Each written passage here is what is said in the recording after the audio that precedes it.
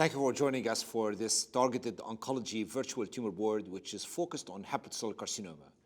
In today's targeted oncology virtual tumor board presentation, my colleagues and I will review 4 clinical cases. We will discuss an individualized approach for the treatment of each patient, and we will review key trial details that impact our decisions. I'm Ghassan Abou-Alfa, medical oncologist at Memorial Sloan Kettering Cancer Center in New York, New York, the chair of the NCI Hepatobiliary Task Force.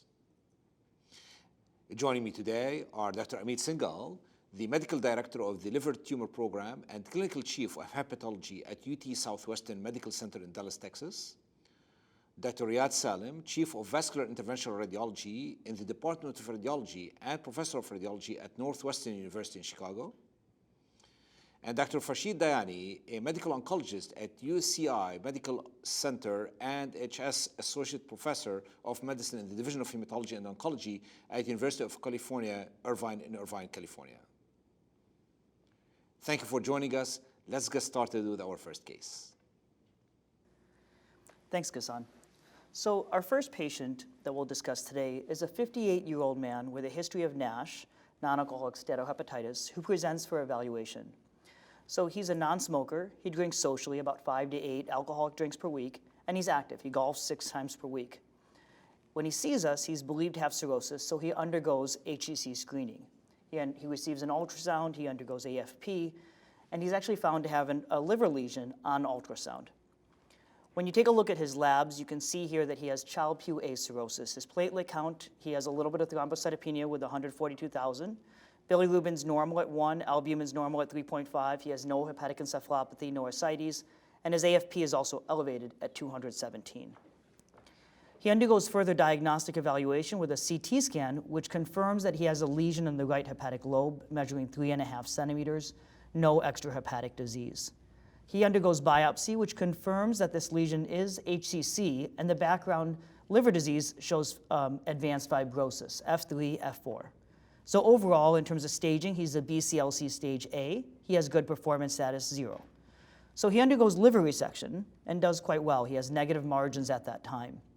Of course, he has a high risk of recurrence, so he undergoes surveillance after the resection, does well at the 3-month scan, but then at 6 months actually is found to have recurrence. He has a new liver lesion, 2 centimeters, consistent with HCC. So the patient is rediscussed at tumor board, and at that point, the best therapy was believed to be radiofrequency ablation. Once again, achieves a complete response at that time. Continues to be followed up routinely and then does well until about 12 months later, at which time he's unfortunately found to have multifocal disease. He's found to have 4 liver lesions, largest is just over 3 centimeters.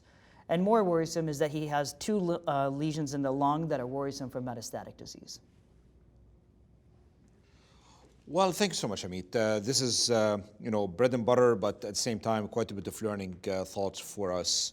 And I'll start with you just because the perspective from the hepatology standpoint will be very critical in regard to decision-making for a patient like this.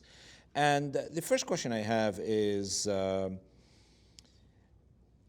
critical it is for a patient like your case here to be screened for HCC? Yeah, so one of the things that we have is we have an identifiable patient population. So over 80 to 90% of people who develop HCC in the United States have cirrhosis. These patients are extremely high risk with an annual incidence somewhere right around 3 to 4%.